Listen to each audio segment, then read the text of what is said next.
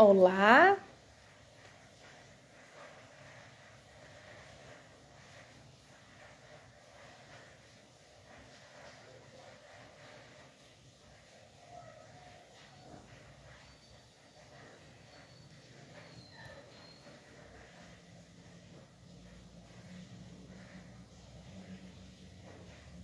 olá, Evelyn, tudo bem?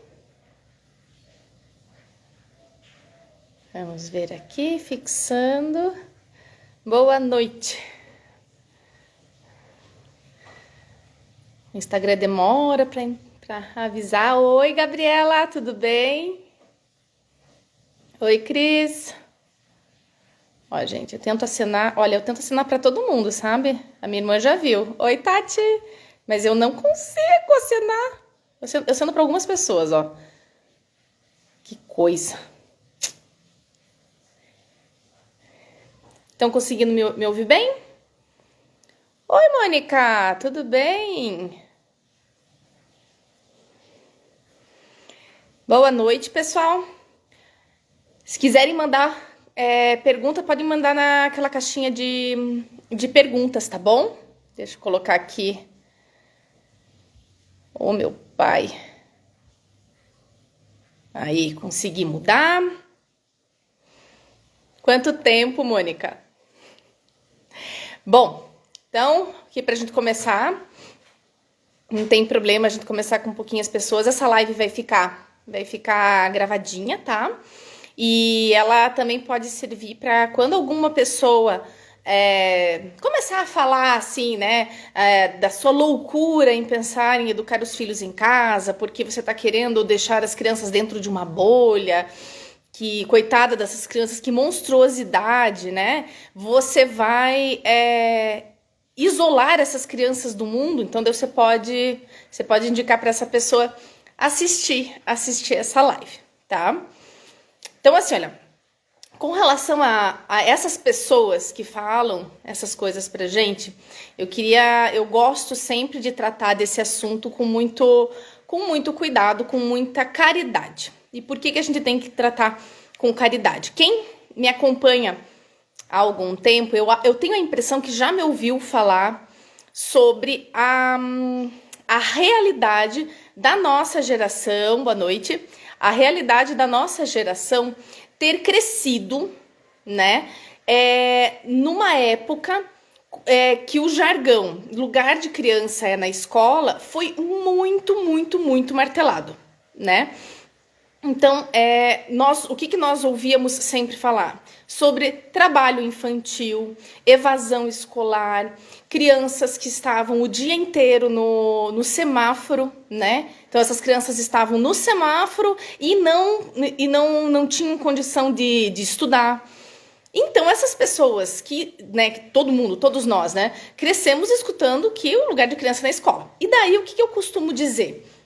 Que lugar de criança é onde ela vai crescer melhor. Pode ser na escola? Sim, pode ser na escola. E pode ser em outro lugar, tá? Então, essa é uma das questões. E por que eu tô falando sobre isso? Porque a pessoa que vem falar para vocês sobre esse ponto, normalmente não é que ela está querendo se meter na sua vida. Talvez ela esteja, tá? Não tô dizendo que não existam essas pessoas. Talvez essa pessoa esteja querendo se meter na sua vida. Mas a gente pode dar, como cristãos, assim, né? Não sei se todo mundo aqui é cristão, mas assim, como cristãos, a gente pode dar esse benefício da dúvida para a pessoa. E sempre desculpar, encontrar uma desculpa para a inconveniência dela. Talvez ela esteja sendo muito inconveniente, mas geralmente essa pessoa está preocupada com os filhos. Então imagine assim, uma avó, né? Uma avó que não teve muita oportunidade de estudo e ela gostaria de ter sido, não sei, médica, queria ter sido, sei lá, engenheira, e ela não teve essa oportunidade, né? Aí vem a filha, a louca da filha, dizer que os filhos vão estudar em casa. Qual que é a reação, qual que pode vir a ser a reação dessa avó, né? A reação dessa avó pode ser de, meu Deus do céu, o que ela vai fazer com os meus netos? Ela vai tirar essa oportunidade? Então, assim, essa avó tá preocupada com os filhos, com os netos, né, no caso. Então, assim, ela não tá querendo o teu mal, o mal da tua família. E quando a gente pega essa, assim, toma essa perspectiva como realidade, a gente baixa um pouquinho a bola na hora de conversar com os outros, tá? Então, esse é o primeiro ponto, né? Mas agora vamos falar sobre a questão da socialização mesmo, né? A famosa bolha que nós queremos colocar os nossos filhos, né? A gente quer isolar os filhos do mundo, né? Então eu consigo ver assim, né? Eu já participei de tantos debates, né? Em rede social, principalmente, né? Mas também já conversei com algumas pessoas, né? Ao vivo sobre isso, que é o seguinte. Então, as pessoas têm uma ideia, né? O imaginário das pessoas, ele tá sempre em torno da questão escolar. Então, quando eles lembram da infância, o que eles vão lembrar? Eles vão lembrar de colocando a malinha e indo ver os amigos, né? Os amigos na escola. Então, quais são as imagens que vêm na nossa cabeça quando a gente lembra da escola, né? Aquela montoeira de criança, as crianças entrando na sala, um cutucando o outro, né? Aquela coisa assim, natural da gente pensar. E conforme as coisas vão se desenrolando, né? A idade vem avançando, a gente vai lembrando de situações com algum amigo específico, alguma situação engraçada. Eu consigo pensar em várias situações. Sim, eu vivi. Então, quando a gente tira isso do nosso imaginário, vamos tirar a escola do imaginário, para muitas pessoas, é como se você estivesse tirando a possibilidade dela ter tido amigos. Tirando a possibilidade daqueles eventos divertidos, aqueles eventos que ficaram marcados na memória. Então, eles foram tirados da possibilidade da existência. E você, que é a louca, o louco, que está querendo fazer homeschooling, está querendo isso para os seus filhos. Você deseja que os seus filhos não tenham contato com outras pessoas. Então, imagine assim isso na cabeça de quem está escutando, né? E essa é uma ideia muito errada que as pessoas têm a respeito do homeschooling e a respeito das pessoas que desejam praticar homeschooling, tá? Então, outra imagem que eu consigo ver na cabecinha dessas pessoas são os filhos de famílias educadoras estudando num lugar fechado, num lugar mal iluminado, inclusive, eu consigo imaginar, assim, a criança sozinha, pensando, sei lá, a criança sozinha, né? Tipo uma masmorra, né? Tipo no alto da torre, né? Tipo como é que é o nome do conto de fada, gente? Esqueci. Mas enfim, a criança tá lá numa masmorra ou então tá no alto de uma torre porque ela é um ser intocável, que eu não quero que o mundo tenha contato, ou que ela tenha contato com o mundo porque ela é o meu tesouro. Então, eu imagino que as pessoas que são contra conseguem imaginar tudo isso, né? Então, para elas, essas crianças estarão presas. Vai faltar diversidade na vida dessa criança. Então, o que a criança vai... com quem que a criança vai ter contato? Então, essa criança vai ter contato apenas com os seus pais e vai ter contato apenas com uma forma de pensamento. Logo, essa criança vai ser bitolada, ela vai ser uma criança introspectiva, não vai saber conversar com os demais, vai ser uma criança que terá muita dificuldade comunicativa, não vai saber a importância da convivência em sociedade. Já ouvi que essas crianças serão crianças egoístas, incapazes de pensar nos outros e no bem comum, já que estão separadas da sociedade e não têm contato com aqueles que são diferentes delas, que pensam de forma diferente e que desejam coisas diferentes. Eu consigo entender essa linha de raciocínio, porque num primeiro momento ela pode fazer sentido, né? Mas nós estamos pensando na realidade de uma forma extremamente rasa, né? Então a gente está ali só com o snorkel, né?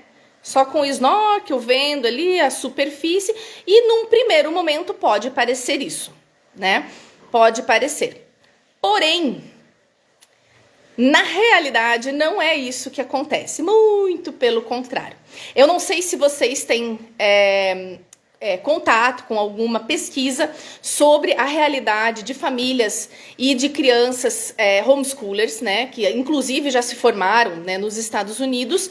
E uma dessas pesquisas feitas com crianças oriundas de classe mais baixa, né? Com pais que não têm ensino superior. Então, além deles terem descoberto que essas crianças possuem uma pontuação igual ou maior que as crianças da escola, né? Eles também descobriram que essas crianças, quando se tornam adultos, são adultos extremamente envolvidos em situações sociais. Então, eles são adultos que se envolvem com a comunidade, gostam de participar daquilo que está acontecendo ao seu redor e gostam de ser agentes ativos desse processo. Então, são aquelas pessoas, né? Vamos imaginar ali nos Estados Unidos, né? Aquelas movimentações sociais, né? Então, tem lá a comunidade, o clube do bairro. Então, são essas pessoas que vão participar do clube do bairro, que vão ajudar a fazer uma limpeza numa praça, que vão desenvolver aquelas atividades destinadas a moradores de rua, vão ajudar a reformar um lugar público. Então, a probabilidade dessas crianças virem a se tornar pessoas extremamente engajadas socialmente era muito maior do que aquelas crianças que cresceram no meio escolar. Assim, olha, a Cristiane tá me lembrando aqui, ó, quem tiver dúvida, tem um botãozinho aqui embaixo, tá? Com um balãozinho de diálogo e um pontinho de interrogação, tá? Vocês podem mandar pergunta por ali, que daí se quiserem, eu posso responder, tá bom? Então, vamos continuar. Então, assim, por que eu tô falando tudo isso? Porque existem estudos que já mostram isso. Que as crianças, as famílias homeschoolers, não são famílias isoladas. Ah, Cibele, mas eu já vi estudo, reportagem de família que estava lá no meio do nada e era homeschooler. Sim. Gente, a possibilidade de algo acontecer, ele existe. Mas nós não podemos colocar todo mundo no mesmo saco. É mais ou menos o seguinte, uma pessoa que pega um carro para dirigir, ela pode assim, causar tantos estragos que pode ser que mate alguém. Pode? Então, por isso, ninguém mais pode dirigir? Não, não é. Por quê? Porque nós não podemos colocar todo mundo no mesmo saco, né? Então, existem as proporções, existem as possibilidades das coisas acontecerem. Sim, existe, mas não existe a possibilidade de 100% das pessoas serem daquele jeito que a mera possibilidade indica, né? Então, continuando com essa questão. Socialização é algo importante. Eu não gosto muito da palavra socialização. Para mim, o que é mais importante do que a socialização seria o desenvolvimento de laços de amizade. Laços verdadeiros, profundos de amizade. E a gente só tem essa possibilidade de criar esses laços verdadeiros e profundos de amizade quando a gente tem contato com outras pessoas. E contatos mais frequentes, contatos onde a gente pode conversar sobre coisas que a gente gosta, que a gente se interessa, hobbies, leitura, alguma possibilidade de alguma aventura. Então vamos acampar, vamos fazer coisas divertidas juntos, né? Então, ao longo da vida do ser humano, são poucas as pessoas que podem contar nas duas mãos que encontraram todos esses amigos profundos que seriam capazes de dar a vida pelo outro, né? Mas isso, gente, só acontece se você tiver contato com outras pessoas, né? Então, no desenvolvimento de uma pessoa, A amizade, ela nós fomos feitos para termos contato com os outros. Nós não fomos feitos para ficarmos isolados. E aí eu quero entrar num campo que eu não conheci nenhuma família. Não estou dizendo que todas as famílias são assim, estou dizendo aquelas que eu conheci. Eu não conheci nenhuma família homeschooler que deseja estar isolada dos outros. Na verdade, o que eu tenho contato é gente que me manda mensagem de outros estados pedindo ajuda porque querem encontrar outras pessoas, outras famílias, desejam que os seus filhos tenham contato com outras crianças. Então, assim, são incontáveis as mães que entram em contato comigo perguntando como que elas podem fazer para que os seus filhos tenham contato com outras crianças e possam desenvolver esses laços de amizade, tá? Então aqui eu não estou falando mais da questão da socialização, porque socialização, quando a gente vai na pracinha, a gente socializa. Quando você vai comprar pipoca do pipoqueiro, você vai lá, você vai conversar com ele. Na padaria, na farmácia, já me entenderam, né? Então nós vivemos nas cidades, né? E mesmo quem está no campo, algum tipo de contato com outras pessoas vai ter, né? Você não está dentro de uma caverna, né? Você vai ter contato. Então essa socialização, ela acontece. Só que o que eu quero deixar aqui muito claro é que nós, pais e mães que escolheram pela vida da educação domiciliar, possuem essa responsabilidade, essa incrível responsabilidade de prover para os filhos as possibilidades deles terem contato com outras crianças, né? E essas outras crianças não são apenas os seus pares, né? Aí o que seria contato com os seus pares? Que são as crianças de mesma faixa etária, né? Então, mesma maturidade, mesma faixa etária. Agora, vejam só que coisa interessante. Quando uma pessoa vem e fala que você não está querendo prover a diversidade para o seu filho, ela quer que você coloque essa criança numa escola, né? Aí eu pergunto para vocês, dentro de uma sala de aula, qual que é a diversidade que a gente encontra dentro de uma sala de aula? Então, nós vamos encontrar um professor e é esse professor que vai trabalhar e vai transmitir ali os conteúdos, vai propor os temas. Então, um professor para todos. Então, é igual. Essas crianças, né? Então, numa sala de 20, 25, 30 crianças, dificilmente você vai ter crianças de idades diferentes. Então, todas as crianças têm a mesma idade. A maioria das escolas brasileiras, né, possuem uniforme. Então, a roupa é a mesma, né? As crianças, tanto numa escola particular quanto numa escola pública, elas vão conviver com pessoas de mesma classe social, né? Então, é possível que uma escola particular tenha lá o sistema de bolsas e alguém, né, de uma classe, de uma outra classe social possa entrar nessa escola. Mas, em geral, é a mesma classe social. Os materiais são os mesmos. As histórias de viagem ou de não viagem são as mesmas, né?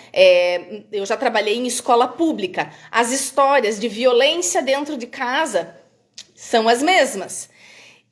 Ou muito parecidas, né? Então, aonde está essa tão falada diversidade, né, dentro da socialização da escola? Eu estou falando mal da escola? Não, eu não estou falando mal da escola. Isso é uma realidade, é um fato. O sistema escolar, ele é construído dessa forma. Então, pelo menos por enquanto, né? Na Escola da Ponte de Portugal, existe uma tentativa de fazer com que essas salas de aula sejam um pouquinho diferentes. Mas, no geral, nós temos as salas de aula com essa forma, com essa estrutura. Agora, vamos falar sobre a questão da diversidade de oportunidades e de contato que as famílias homeschoolers podem prover para os seus filhos. Crianças homeschoolers, quando os pais eles se empenham nesse sacrifício, né? Porque é um sacrifício, assim, quando as coisas em casa estão acontecendo, você sair para um encontro, né?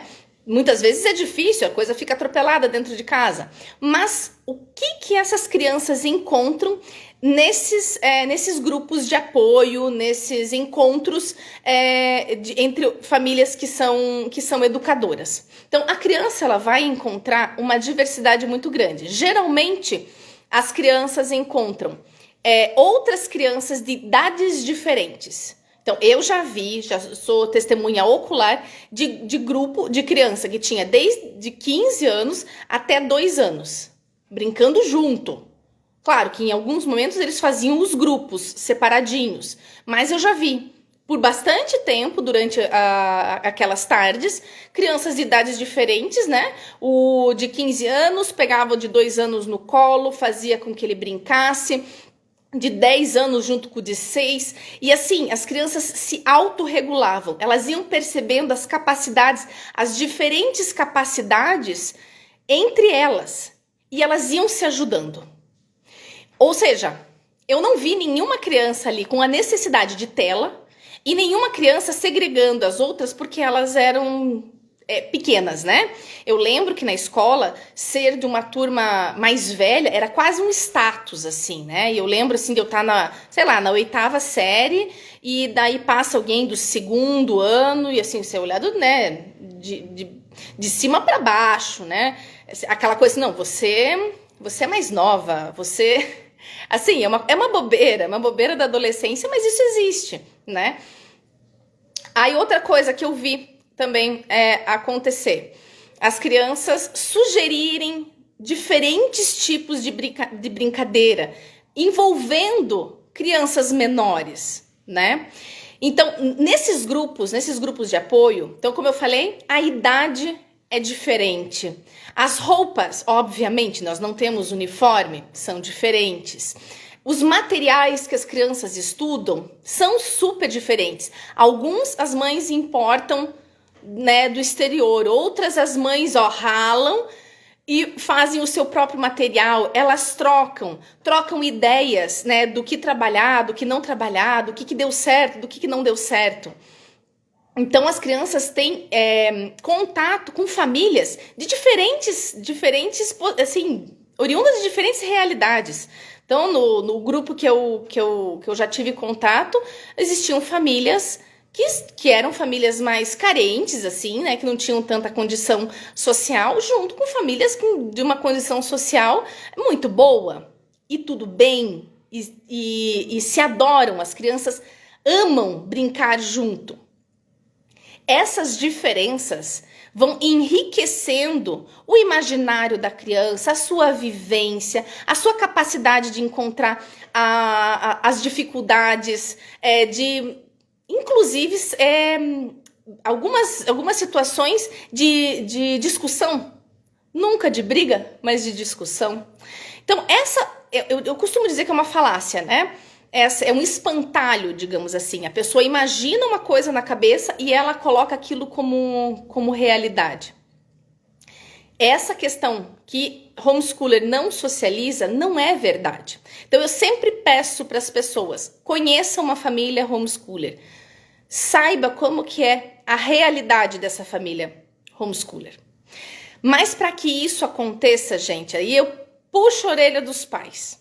Para que isso aconteça, é necessário que os pais tomem a responsabilidade para si, né? Então, se você está numa região que não tem outra família homeschooler, como que você vai fazer? Será que você está proibido de conversar com outras famílias que são escolarizadas? Será que um homeschooler só pode conviver com famílias homeschoolers também? Não.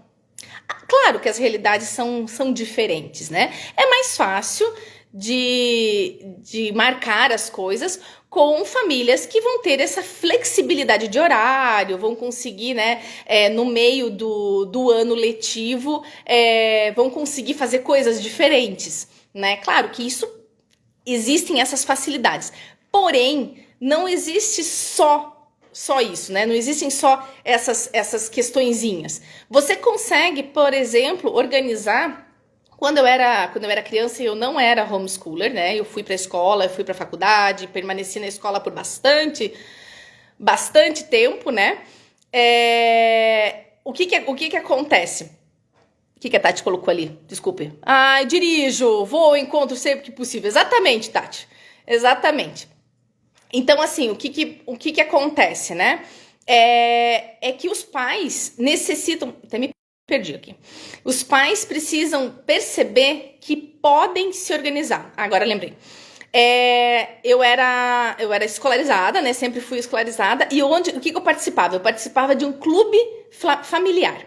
Então, algumas mães se organizavam e não existia assim toda essa questão do movimento homeschooler, e as mães organizavam esse clube, e daí alguma dava aula de artesanato, outra dava uma aula de violão, e a outra ia dar uma palestra para as crianças, né? Nessa situação eram mais meninas, sobre algum tema que as mães percebiam que era necessário desenvolver nas meninas. Então a gente ouvia sobre a virtude da ordem, a gente ouvia sobre a fé, a gente ouvia sobre a amizade, e a gente ouvia tantas outras coisas, e ali era um lugar que eu não estava, não tinha ninguém da minha escola. Ninguém. E eu fiz muitas amigas nesse lugar que não era escolarizado e que simplesmente foi a iniciativa de mães para montar esse clubinho familiar. Por que a gente não pode fazer isso?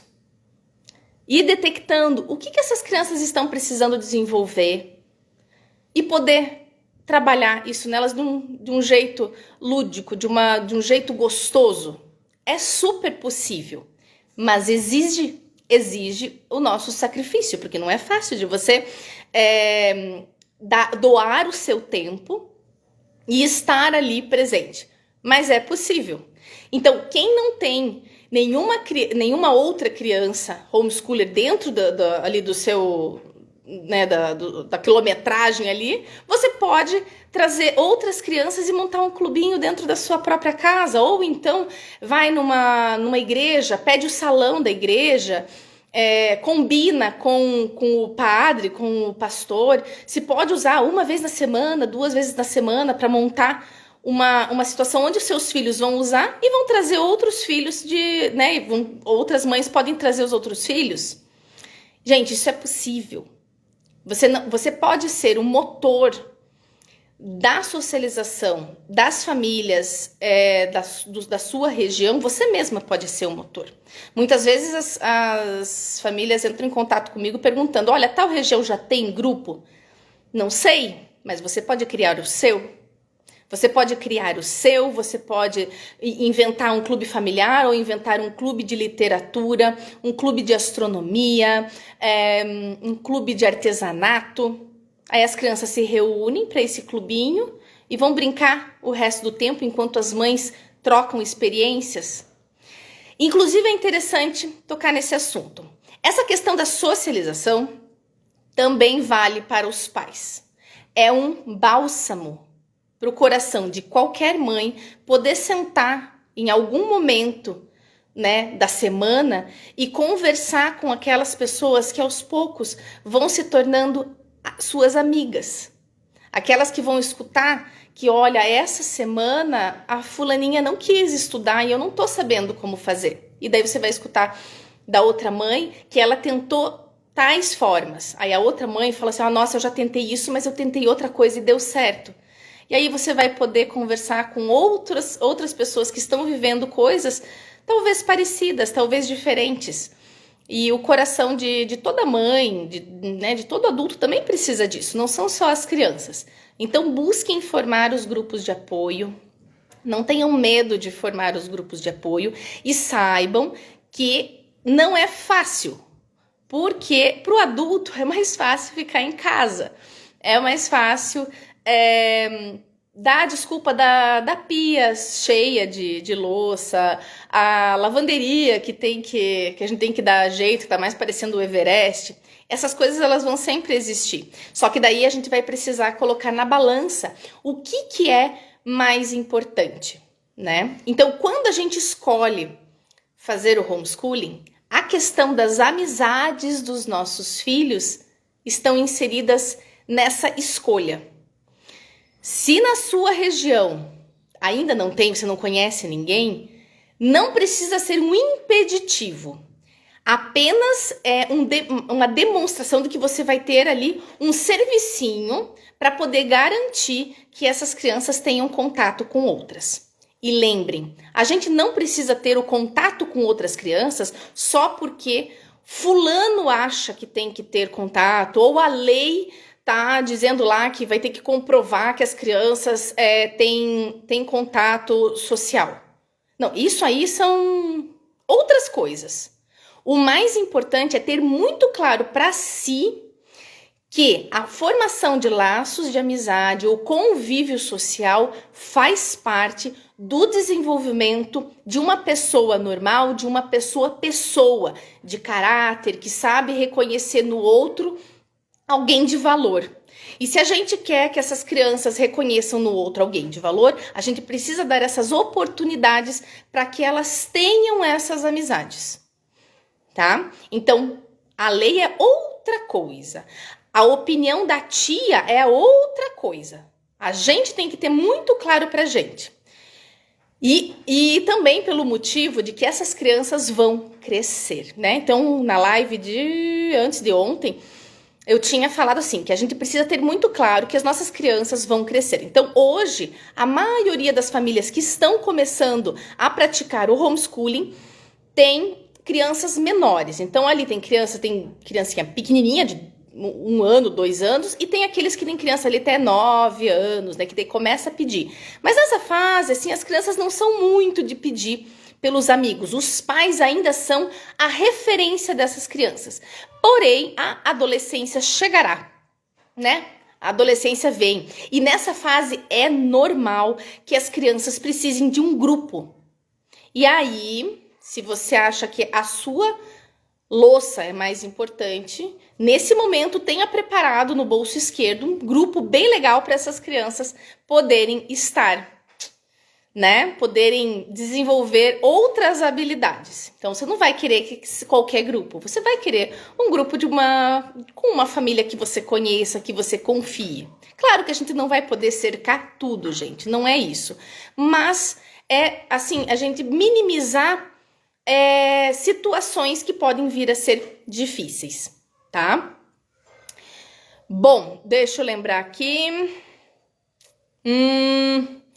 Eu acho que é quase que isso. Então, assim, lembrar, né, então, dessa responsabilidade dos pais, os sacrifícios necessários para que isso aconteça e ter criatividade para que essa questão da socialização não venha a ser um problema, tá? E lembrem das memórias afetivas, né? Organizar piquenique para que a criança possa lembrar daquilo. Muitas vezes é uma coisa simples, mas você consegue marcar na cabecinha, na memória da criança, um momento muito especial. E isso é super importante para o desenvolvimento das crianças, tá? Pessoal que ainda está aqui, eu queria saber quais são, se vocês têm alguma dúvida. A Darlene ainda está aqui? A Darlene é uma das mães que conversa comigo sobre essas questões também, né?